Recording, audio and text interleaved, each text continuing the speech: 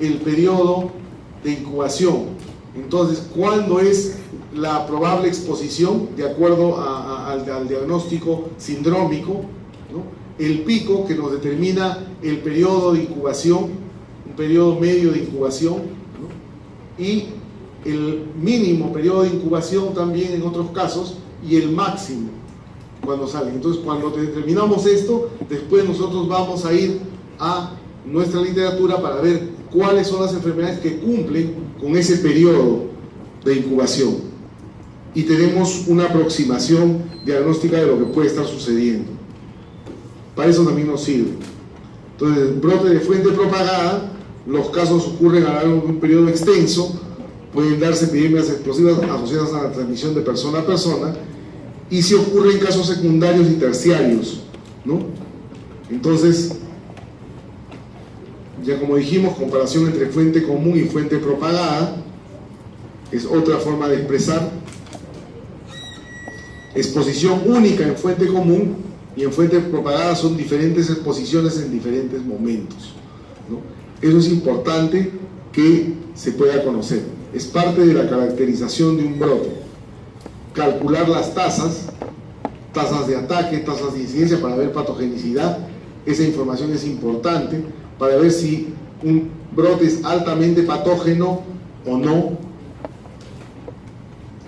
Implementar medidas transitorias. Nosotros apenas llegamos a un escenario de brote, el paso 5 es implementar medidas de control, solamente con la hipótesis. Es como el que da tratamiento empírico. Cuando ustedes examinan a un paciente y tienen un enfoque sindrómico, van a tener un diagnóstico diferencial. En ese diagnóstico diferencial, ustedes van a tener primera, segunda y tercera posibilidad. Y de acuerdo a ello, ustedes inician un tratamiento empírico, ¿no? Y luego de eso lo van a confirmar de acuerdo a los exámenes auxiliares, lo que ustedes puedan identificar. Entonces, implementar la unidad de transitoria está en función de la historia natural de la enfermedad y de la cadena de transmisión. Entonces, ¿qué tenemos que conocer para poder intervenir con medidas de control? Bien, historia natural de la enfermedad y cadena de transmisión. Eso es sumamente importante. Si no conocemos eso, entonces no podemos intervenir.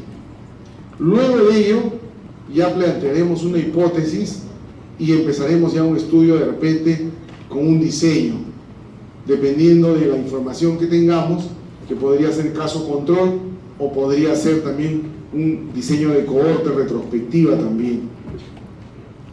Evaluamos una hipótesis para elegir el diseño, que puede tener razones teóricas o también puede tener razones logísticas en el caso de tener uno u otro diseño.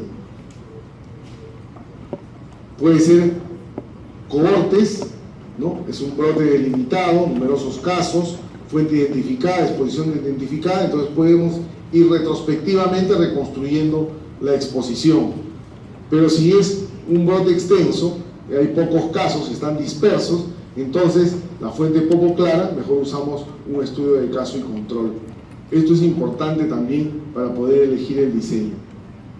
Esto ya lo conocen ustedes, ¿no? Y la determinación, por ejemplo, en un caso de riesgo relativo, esto es el OR, ¿no? Donde ustedes ya también han Odds ratio. Estas son las significancias estadísticas que se tienen que dar, ¿no? Tanto para lo que es la relación entre las variables. Esto lo vamos a pasar rápido. Y el paso 8 es el análisis de los resultados. O sea, ¿cómo analizar resultados? ¿En forma exploratoria o en forma confirmada? Exploratorio es para simplemente hacer una descripción detallada y poder indicar una hipótesis de trabajo cuando no tenemos mucha información. Entonces, puede usar estadísticos, puede tener un plan más o menos flexible, ¿no? En cambio, en la parte confirmatoria hay un enfoque inferencial, una prueba de hipótesis. Ya hay que usar datos sin error, ¿no?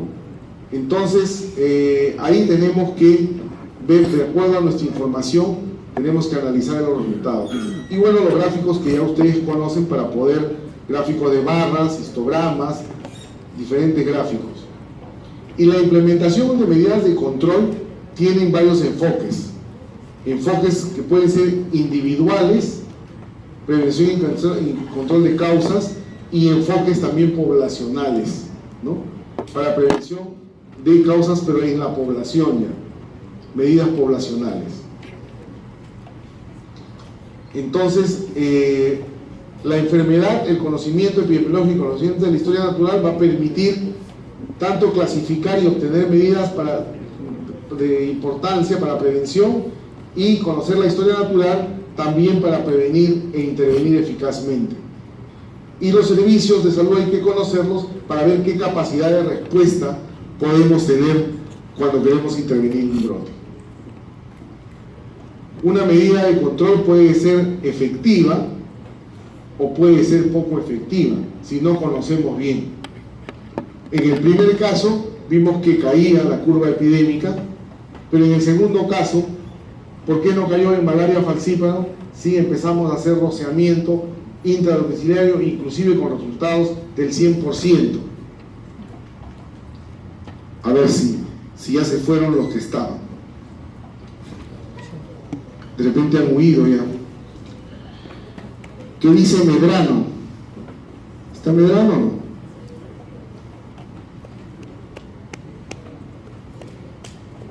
¿Medrano está? Ahí está Medrano. A ver, ¿qué pasaría ahí? ¿Qué pasó? ¿Por qué en malaria falciparum han hecho ya ustedes algo de enfermedades infecciosas, algo de eso?